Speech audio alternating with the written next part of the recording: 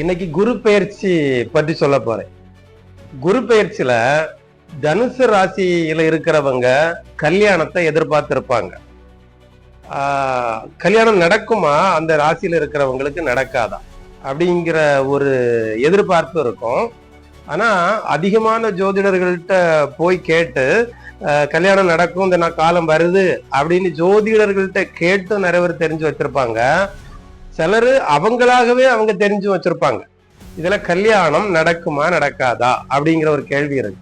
நான் சொல்றேன், அந்த ராசிக்கு, ஒரு ராசிக்கு 7வது ராசியில எந்த கட்டத்துல அவங்க பிறந்திருந்தாலும் 7வது ராசியில வக்ரமான ஒரு கிரகம் இருந்தா அவங்களுக்கு கல்யாணம் அந்த காலங்கள்ல நடக்காம நீண்டு வரும்னா ஒரு 40 வயசு, 35 வயசாச்சு, 45 வயசாச்சு, இத்தனை வயசு ஆனதுக்கு அப்புறமும் கல்யாணம் ஆகாம இருக்கும். இதுக்கு என்ன காரணம் அப்படின்னா, அவர்களுக்கு திசா புத்திகள்ல வக்ர கிரகத்தினுடைய திசைகள் நடைபெற்றால் அவங்களுக்கு உடனே கல்யாணம் நடக்காது. அதே போல ஒரு கிரகம் அதனுடைய சுயசார நட்சத்திரங்களில் இருந்து திசை நடத்தினால் அவங்களுக்கு உடனே கல்யாணம் நடக்காது. இப்படிப்பட்டவங்க 30 வயதை தாண்டி 31, 32, 33 நடக்கும்னே இருப்பாங்க. அவங்க வீட்டுல இருக்கிறவங்களும் சோர்ந்துருவாங்க. இப்படி தடைபட்டு இருக்கிறவங்க அப்படி யாரெல்லாம் அப்படின்னா, 1 துலா ராசியில பிறந்தவங்க, தனுசு ராசியில பிறந்தவங்க, துலா ராசியில லக்கணம் இருக்கிறவங்க, தனுசு ராசியில லக்கணம் இருக்கிறவங்க, கும்ப ராசியில லக்கணம் இருக்கிறவங்க, கும்ப ராசியில பிறந்தவங்க.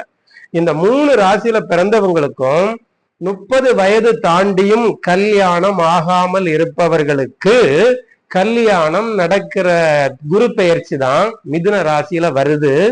ஆனா இன்னொன்னு இருக்கு. அது என்னன்னா, இந்த ராசிகள்ல, இந்த 3 ராசிகள்ல சுக்கிரனோ செவ்வாயோ இருக்க வேண்டும்.